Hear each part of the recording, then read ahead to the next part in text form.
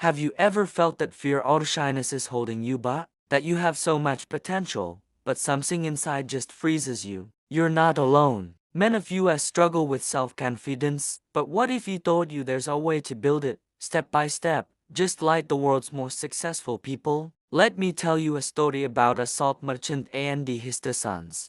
The younger son was a natural, bold, outgoing, and confident, but the elder son was the complete opposite. He was quiet, shy, and lived in the shadow of his brother. People in their town would often mock him, and even his own father would scold him for his timidity. "Why can't you be more like your brother?" he'd yell. Each harsh word was like a hammer blow to the young man's fragile self-esteem. This lack of confidence followed him everywhere. He struggled in school, not because he wasn't smart, but because he was too afraid to ask questions or participate. Later, when he tried to help with the family business, his fear paralyzed him. He hesitated to speak up, to negotiate, or to trust his own judgment. One fateful day, while he was alone in the shop, two strangers came in. They used clever words and a confident demeanor to distract him. Deep down, he felt something was wrong, but he was too scared to confront them. He froze, and in that moment of hesitation, they made off with every last bag of salt, the family's entire livelihood.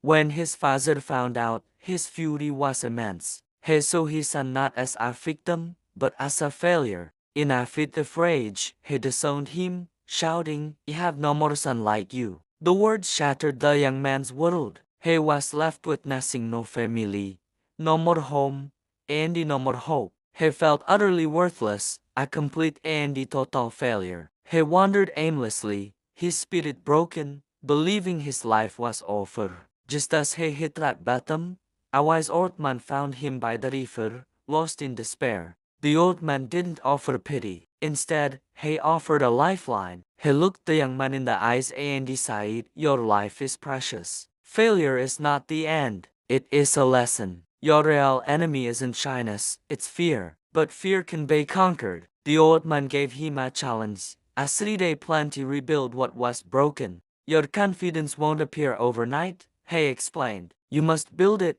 action by action." On the first day, the task was simple but terrifying.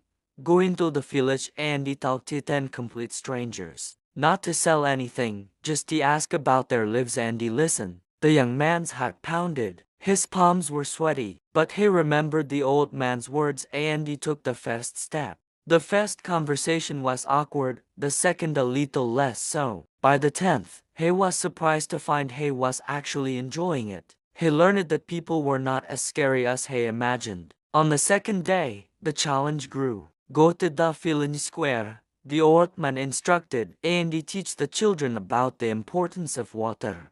The young man protested, "But I'm not educated. You have nothing to teach." The old man simply smiled. "You have a voice. Use it." So, he gathered the children. He didn't have facts or figures, but he spoke from the heart about how water gives life. He used stories and simple examples. The children listened, captivated. For the first time, he felt what it was like to be respected, to be heard. On the third and final day, the old man gave him the hardest task of all. Go back to your father, look him in the eye, and sincerely apologize. Not for being robbed, but for letting fear control you. This was the ultimate test. Facing his father's anger was his greatest fear. He walked to the shop, his body trembling. He saw his father, his face etched with disappointment.